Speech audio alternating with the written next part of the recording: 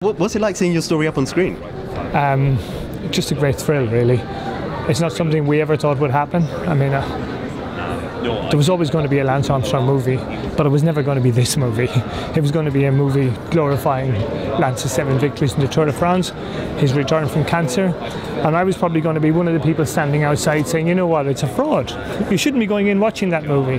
But now we have a movie that I'm really happy to be at, and I think it's been a tremendous end to a journey that was always riveting. I mean, even at the time when people would have said, oh, it must have been tough, he sued you, the Sunday Times lost £1 million, you were under a lot of pressure.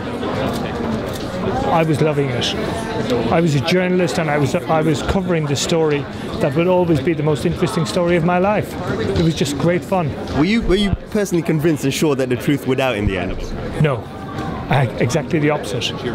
We used to talk about it at home over the dinner table. We have a lot of kids and everybody was involved in the conversation, and the kids used to say, Dad, we don't doubt that you're right, that he is taking drugs to win these, to help him win these tours, but he will never be caught. And I used to say, I know he'll never be caught, because he had too many people covering his back. And he retired in 2005, having won the Tour 7 times. If he doesn't return, if he doesn't make that comeback, he doesn't get caught, in my view. But it's like it's the oldest theme in Hollywood. You know, the guy who's a bank robber, he does everything right. He retires with loads of money, and he's happy, or thinks he is. And somebody says, one more job.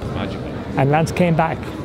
Did you know when he announced his return that would be the moment to get him? No, I didn't.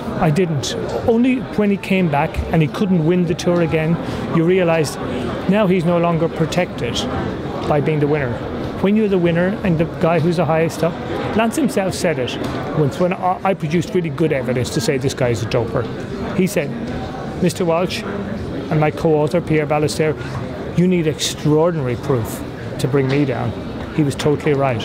In the end, the feds and the United States Anti-Doping Agency had 26 witnesses to his doping, 26 sworn affidavits, 11 of them former teammates.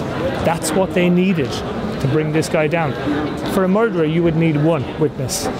For Lance and his doping, you needed 26. Now, you're obviously very passionate about the sport. Were you ever angry with the sport itself when Lance was at his height of his fame? Yeah, I was, yeah. Completely depressed by them.